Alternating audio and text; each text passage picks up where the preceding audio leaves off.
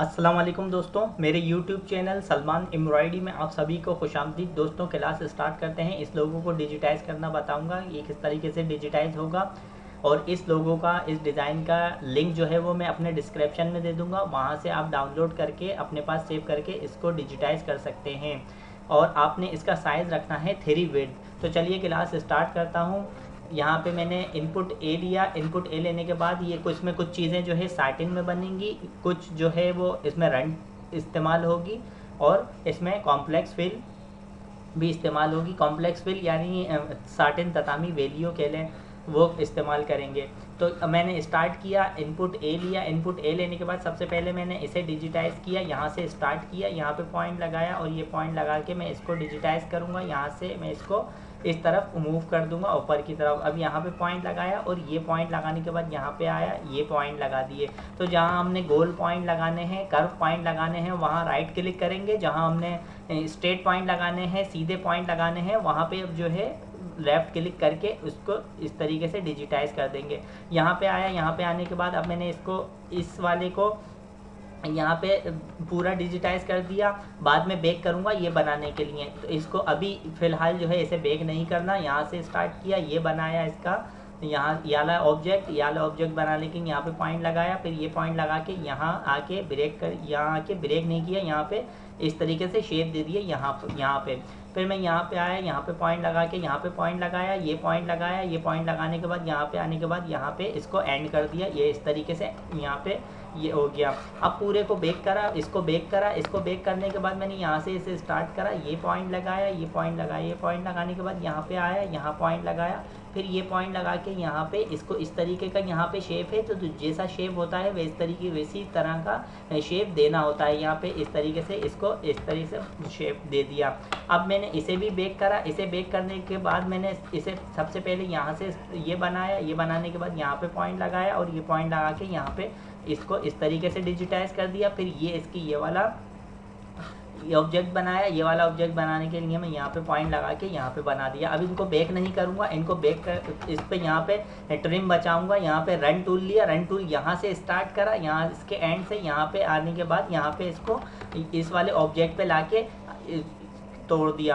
अब यहाँ पे आने के बाद यहाँ से मैंने स्टार्ट करा, यहाँ से स्टार्ट करने के बाद इसे इस तरीके से यहाँ पे इसको डिजिटाइज़ कर दिया। यहाँ अब मैं इसका एंड जो है स्टार्ट यहीं रहने दिया, एंड जो है वो इस तरीके से यहाँ पे ले गया। यहाँ पे ले आने के बाद अब मैं इसको यहाँ पे आया, यहाँ पे आने के बाद यहाँ पे पॉइंट लगाया और रन टूल लिया है, ट्रिम बचाने हैं। ट्रिम बचाने के लिए मैं यहाँ पे इसको इस तरीके से यहाँ पे रोक दिया। यहाँ पे रोकने के बाद यहाँ पे इसको इस तरीके से ये डिजिटाइज़ किया, इसका ये वाला ऑब्जेक्ट, और एंड ऊपर रख दिया। यहाँ पे रन टूल लिया, कनेक्ट किया इसे यहाँ पे कनेक्ट करने के बाद इसको इस तरीके से यहाँ पे डिजिटाइज़ किया। अब यहाँ पे रन टूल लिया, रन टूल के मदद से इसको इस तरीके से यहाँ पे कनेक्ट किया। कनेक्ट करके हम जो है ट्रिम बचाते हैं जहाँ पे पॉसिबल होते हैं। तो ये पॉसिबल है, यहाँ पे ट्रिम बच सकते हैं, तो जहाँ पॉसिबल है वहाँ लाजमी हमने ट्रिम बचाने हैं। यहाँ पे मैंने पॉइंट लगाया, यहाँ पॉइंट लगाया, एंड कर दिया। एंड करने के बाद यहाँ पे अब इसे यहाँ पे एंड रखा, यहाँ से इसको कनेक्ट किया, इस तरीके से कनेक्ट किया। कनेक्ट करने के बाद यहाँ पे पॉइंट लगाया और ये पॉइंट लगा के मैं इसको इस तरीके से यहाँ पे नीचे आ गया। नीचे आने के बाद मैंने इसको यहाँ से अब यहाँ पे इसका ऑब्जेक्ट, इस वाले ऑब्जेक्ट को यहाँ से स्टार्ट किया। यहाँ से स्टार्ट करने के बाद यहाँ पे पॉइंट लगाया और ये पॉइंट लगा के मैं इसको यहाँ पे एंड कर दिया। एंड करने के बाद क्या करूँगा, इसका स्टार्ट जो है वो यहाँ रख दूँगा, एंड अपनी जगह पे, इसकी जगह पे ही रहने दूँगा। इसे स्टार्ट यहाँ पे इसको रन टूल लिया, रन टूल से इसको यहाँ पे कनेक्ट किया, ये कनेक्ट कर दिया। यहाँ पे कनेक्ट करने के यहाँ पे पॉइंट लगाया, ये पॉइंट लगाया। यहाँ पे अब पहले ये वाला ऑब्जेक्ट बनाऊंगा। ये वाला ऑब्जेक्ट जिस शेप में है उसी शेप में बनाएंगे। होता ये है कुछ चीज़ें जो है वो वैसे आउट हो रही होती हैं, उनका शेप वो नहीं होता, लेकिन डिज़ाइन जो है वो जो एक बना हुआ डिज़ाइन होता है, यानी एक होता है आर्ट वर्क और एक होता है इसका जैसे बना हुआ डिज़ाइन, यानी कि मशीन पे चला हुआ डिज़ाइन पे जो है वो आउट हो रहा होता है। तो इसलिए इसका जो है सीयू कहते हैं उसे। जैसे ये मशीन पे चला, ये बना हुआ डिज़ाइन है। बने हुए डिज़ाइन को, जो हमारे पास बना हुआ डिज़ाइन आता है वो थोड़ा आउट हो सकता है, क्योंकि वो मशीन पे चला हुआ डिज़ाइन जो है वो हमें उसी की इमेज दे दी जाती है। या इमेज जब देते हैं, इमेज दे दी जाती है, इमेज जो है वो आउट होती है क्योंकि मशीन पे चल चुका होता है डिज़ाइन, उसे हम सीयू कहते हैं। सीयू, ये हमारे पास सीयू है, तो सीयू आउट जो है वो इस तरीके से सीयू आउट निकाल के मशीन पे चेक करके आपका जहाँ मिस्टेक होती है वहाँ से सही करवाता है कस्टमर। लेकिन बाद सम टाइम ऐसा होता है कि वो दोबारा से रीन्यू यानी दोबारा से रीपंच जो है उसे करवाते हैं, यानी दोबारा डिज़ाइन बनवाते हैं। तो उसमें जो है ये डिज़ाइन थोड़ा ख़राब होता है क्योंकि हमारे पास आर्ट वर्क नहीं होता। आर्ट वर्क होता है तो उसमें क्लियर नज़र आ रहा होता है। आर्ट वर्क के बगैर अगर ये सीयू है तो उसकी वजह से जो है मशीन पे चला होता है तो डिज़ाइन आउट होता है। तो उसी वजह से कुछ चीज़ें जो है वो हमें खुद से सेट करनी पड़ती हैं। पूरे को बेक नहीं करा, इन 2 आउटलाइन को बेक करा। इन 2 आउटलाइन को बेक करने के बाद मैंने यहाँ पे इसको पहले इसे कनेक्ट किया। यहाँ पे कनेक्ट करने के लिए मैंने रन टूल लिया। रन टूल की मदद से यहाँ पे इस पर जो ये लाइन चली हुई है ये जो है ये रन आउटलाइन है। तो रन की जो लाइन है वो हम रन से बनाएंगे जहाँ पे साटिन चलानी है। अब इसमें तो पता चल रहा है क्योंकि ये सीयू है यानी सीयू आउट है ये हमारे पास, तो इससे पता चल रहा है कि ये हमारे इस पर रन चली हुई है। लेकिन जो कैप्चर होता है उस पर पता नहीं चलता कि उस पर हमने खुद जो है एक आइडिया लगाना पड़ता है, आइडिया से बनाना पड़ता है कि क्या चीज़ जो है चलेगी इस पर। हमने आउटलाइन किसकी चलानी है, रन की चलानी है, ये साटिन की चलानी है। तो जिसके मुताबिक साटिन की आउटलाइन चलनी होती है तो वो साटिन की चलाते हैं, और जो क्या ना आउटलाइन अगर रन की चलानी होती है तो वहाँ पे रन की आउटलाइन चलाते हैं। ये पूरा डिजिटाइज हो गया, ये डिजिटाइज हो गया। यहाँ पे अब मैं इसको यहाँ से मैंने कनेक्ट किया, ये रन टूल ले रहा हूँ मैं। इसकी शॉर्टकट कीज़ है शिफ्ट ए, स्पेस बार प्रेस करेंगे तो शॉर्टकट कीज़ के से जो है वो रन सिलेक्ट हो जाएगा। यहाँ पे मैंने ये इसकी जो है यहाँ पे ये वाला ऑब्जेक्ट बनाया। ये वाला ऑब्जेक्ट बनाने के बाद मैंने यहाँ पे पॉइंट लगाया और ये पॉइंट लगा के मैंने इसको स्टार्ट और एंड जो है इसी एक ही जगह पे रख दिया। एक जगह पे रखने के बाद अब मैंने यहाँ पे इसको ये कनेक्ट किया, ये कनेक्ट हो गया, ये कनेक्ट हो गया। अब ये बन गया, ये कनेक्ट हो गया। यहाँ पे इसको मैंने यहाँ से ये कनेक्ट कर दिया। ये कनेक्ट करने के बाद क्या करूँगा, ये कनेक्ट करूँगा। ये कनेक्ट करने के लिए मैंने इसका स्टार्ट और एंड जो है वो इसका उठा के यहाँ रख दिया। अब एंड यहाँ रख दिया, मैं यहीं से रन जो है वो यूज़ करूँगा ताकि जो है मुझे आसानी हो सके फ्रेम बचाने के लिए। मैंने यहाँ पे पॉइंट लगाया, ये रन चली हुई है, इस पर रन की आउटलाइन है तो वही जो आउटलाइन इस पर चली हुई है।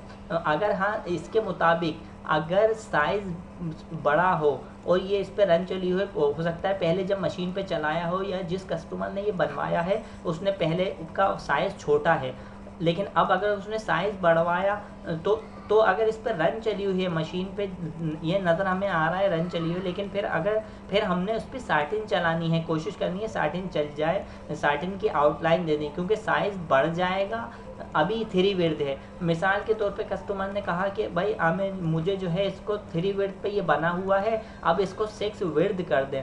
6 विड्थ पे तो साइज़ भी बढ़ गया, तो साइज़ बढ़ गया तो इसका जाहिर सी बात है कुछ चीज़ें जो है वो ऑटोमेटिक जो रन में चली हुई हैं वो साटिन में आ जाएंगी, साटिन की आउटलाइन चल जाएगी उस पर। और कुछ चीज़ें जो है वो अगर साटिन में बनी है और साइज़ ऐसा है तो उसको साटिन ततामी में भी कन्वर्ट कर सकते हैं। इस तरीके से वगैरह डिज़ाइन को खुद से जो है वो एडजस्ट करना पड़ता है, खुद से आइडिया लगाना पड़ता है। जब हम लोग प्रैक्टिस करते रहेंगे हर चीज़ की तो हमें खुद से अंदाज़ा हो जाएगा आप लोगों को कि इस पर क्या चीज़ जो है चलानी है, किस चीज़ से जो है वो अच्छा लगेगा, क्या अप्लाई करेंगे तो किस चीज़ से जो है वो लुक इसमें अच्छा आएगा। अब यहाँ से यहाँ तक मैंने यहाँ पे इसको आके यहाँ पे इसको इस तरीके से डिजिटाइज कर दिए तो ये जो ब्लू कलर है वो हमारा पूरा ब्लू कलर वो डिजिटाइज हो गया। अब मैं आपको इसका व्यू दिखा देता हूँ। तो ये देखिए ये जो है व्यू डी प्रेस किया तो डिज़ाइन हाइड हो गया। ट्रिम भी तकरीबन सेट है, इस तरीके से ट्रिम भी सेट कर दिए और इस पे जो ब्लू आउटलाइन है वो आउटलाइन भी चल गई। फिर से बता देता हूँ, अगर इसका साइज़ ये साइज़ है 3 विड्थ से अगर अब यानी कि 6 विड्थ कहता है कस्टमर या इससे ज़्यादा 5 विड्थ कहता है, या आप किसी इदारे में जॉब कर रहे हैं किसी कंपनी में, वो आपसे कहते हैं क्योंकि वहाँ पे जो सेल्स का इदारा होता है वहाँ से ये वो जो है आपको हर चीज़ प्रोवाइड करते हैं, यानी कि हर चीज़ की डिटेल देते हैं कि आपने इसका ये साइज़ रखना है। या वहाँ पे कोई टीम लीडर है, टीम लीडर आपको ये गाइड करेगा कि आपने इसका साइज़ ये रखना है, जो साइज़ रखना है, जिस साइज़ पे डिज़ाइंस वगैरह बनाए जाते हैं वो सब आपको डिटेल दी जाती है।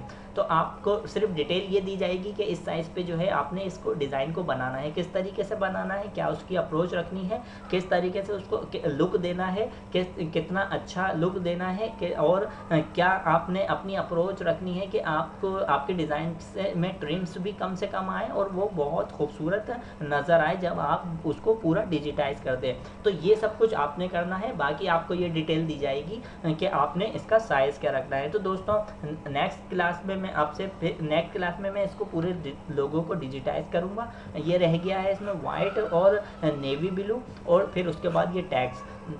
आज की क्लास से मुझे इजाज़त दीजिए और आप सभी लोगों से गुजारिश है कि मेरी यूट्यूब चैनल सलमान एम्ब्रॉयडरी को सब्सक्राइब करें, लाइक करें, कमेंट्स करें, शेयर करें और बेल आइकॉन पे क्लिक करें ताकि आने वाली वीडियो का नोटिफिकेशन आपको बर वक्त मिल सके।